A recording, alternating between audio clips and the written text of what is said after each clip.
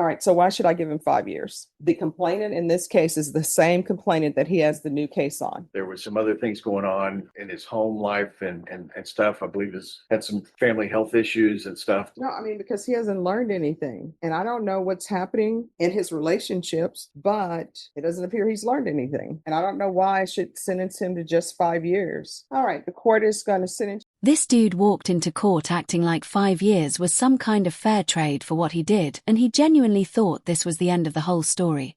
What he forgot to mention is that this wasn't even his only assault case. He's got a second one on the exact same victim and somehow thinks both should just roll together like a buy one get one deal in a criminal case. Judge Boyd starts digging into the details, and you can instantly tell the energy shift because this isn't just a bad day type of situation.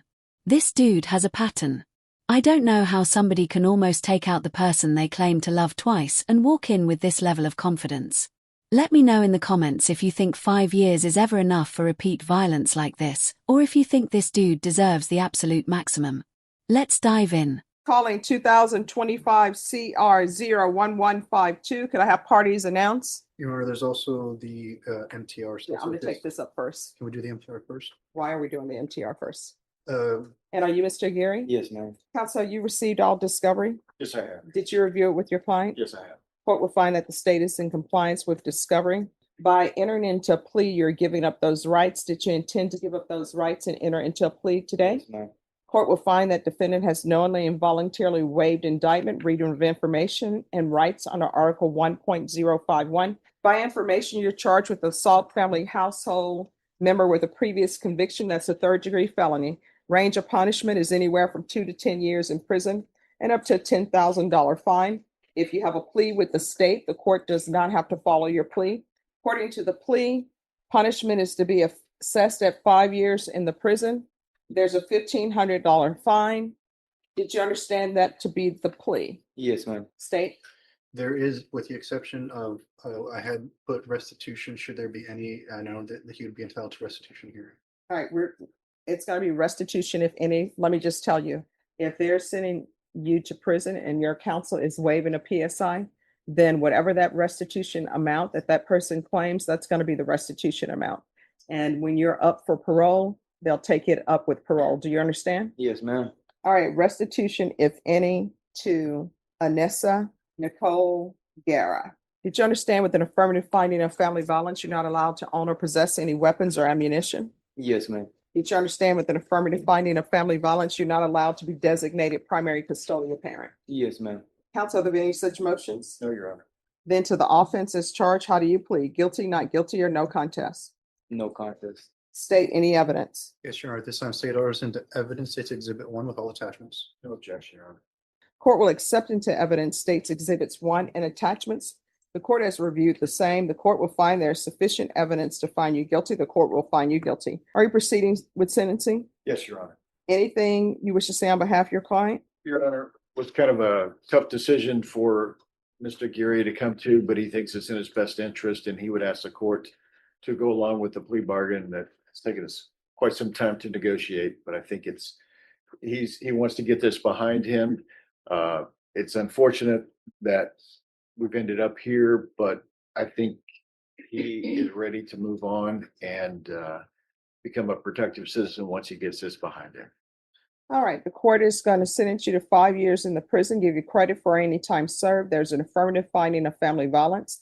There's to be no contact with Anessa Nicole Guerra. There's a $1,500 fine. State is taking in consideration 2025 AL 006681, 2025 PF 31338, and this will run concurrent with 2020 CR 12202. And there's to be no unsupervised contact with minors. Is there anything else with regards to sentencing? No, Your Honor. Just that whenever we're finished with this and the MTR, we have the victim present who wishes to do victim impact statement. Okay. All right, we're proceeding with 2020 CR 12202. Are you the same Juan Carlos Aguirre Jr. who was placed on deferred adjudication in 2020 CR 12202? Yes. For the offense of assault, family choking, strangulation on March 3rd, 2021 for a period of 3 years? Is that you? Yes, ma'am. All right, state. Yes, Your Honor, violation of condition number 15. on or about the 12th day of May 2021 in Bexar County, Texas, the defendant, Juan Carlos Aguirre Jr., did then and there fail to attend, comply with all rules, regulations, instructions, and financial agreements as directed by the court and or supervision officer and or the head of or authorized personnel of the following counseling education program, state accredited battering intervention and prevention program in violation of condition number 15. How do you plead to that? True or not true? True. This part blows my mind because we're talking about a second assault on the same victim, and somehow the conversation turns into whether the next 5 years should just run at the same time. I mean, that just makes zero sense to me. If you're out on probation for putting someone in the hospital already and then you go right back and do it again, why would that ever get treated like it's all one big case?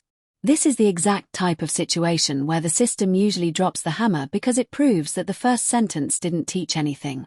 And honestly, like, this is the type of defendant who makes real victims feel hopeless because this dude already had every chance to get his act together and then still went right back to the same violence.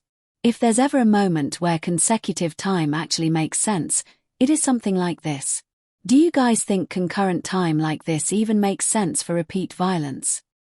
State will waive the remaining violations, Your Honor. Any objection? No objection. Did you understand by pleading true to violation of condition number 15, the court could find it true, grant the motion, find you guilty, and sentence you up to 10 years in the prison and up to a $10,000 fine? Yes, ma'am. Knowing that, do you still wish to plead true to violation of condition 15? Yes, ma'am. Court will find violation of condition 15 true. Is there a proposed agreement? There is, Your Honor. That is to revoke the defendant's probation, adjudicate him guilty, and sentence him to 5 years TDC. All right, so why should I give him 5 years? Because the complainant in this case is the same complainant that he has the new case on. And so why should I do this? Judge, if we're speaking about this probation, this deferred adjudication, Mr. Geary was doing the things he was supposed to be doing at the time. He was enrolled in BIP. In fact, if you look at the records, I believe he did all but 4 classes of the BIP.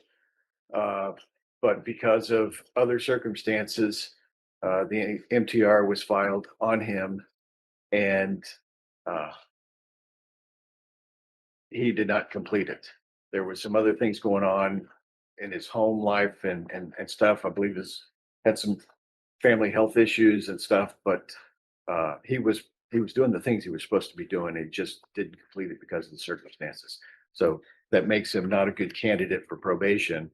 But I don't think to punish him in excess for something that's occurred after this probation expired is fundamentally fair on the original deferred. No, I mean, because he hasn't learned anything. And I don't know what's happening in his relationships, but it doesn't appear he's learned anything. And I don't know why I should sentence him to just 5 years when he's been sentenced on an assault family household member with a previous conviction, which means there's a previous conviction, and it's against the same complainant that he's on probation for. State, why should I give him 5 years? It just seemed that in the best interest, considering, yes, it's the same victim, but for efficiency of judicial purposes for both cases to run concurrently together. All right, this is what the court is going to do. The court is finding 15 true. The court is going to grant the motion, find you guilty, revoke, sentence you to $1,000 fine, time and money run concurrent. There's an affirmative finding of family violence. This will run concurrent with 2025 CR 011524. There should be no contact with Anissa Guerra.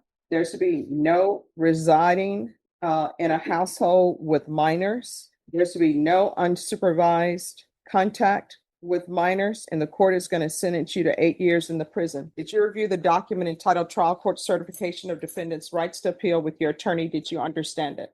Yes, for the most You do part. have a limited right to appeal. That right to appeal is that as it relates to the allegations in the motion, not the fact that you were on deferred adjudication. Because this is an affirmative finding of family violence and a felony conviction, you're not allowed to own or possess any weapons or ammunition. If you have a question over what a weapon or ammunition is, you'll need to speak to an attorney. Do you understand? Yes, ma'am. All right, you're going to have to start making better decisions. Otherwise, you're going to find yourself in and out of somebody's prison. You understand? Yes, ma'am. and your relationship with her is over. Oh, You yes, understand? ma'am. All right, good luck. I don't know about you guys, but 8 years honestly feels late when you really think about what this guy put someone through twice. But seeing Judge Boyd go above the plea deal like this at least shows the court wasn't willing to treat this like one-time slip-up. It truly is a reminder that when violence becomes a habit, the justice system eventually stops giving you soft landings. But like on a real note, I just hope the victim finally gets distance and peace after all of this, because nobody deserves to live in fear of someone else, especially somebody who keeps proving they can't control themselves. And I also think 3 extra years might not sound like much to a lot of you guys in the comments, but that truly is a long time when you're sitting in a cell thinking about what you did. And considering there was a 10-year max on this case, let me know if you think 8 years was enough or if the judge should have maxed him out at 10. Thank you so much for watching, guys. Make sure to like and subscribe as always. Every single comment and feedback really helps me make better videos, so I really appreciate it.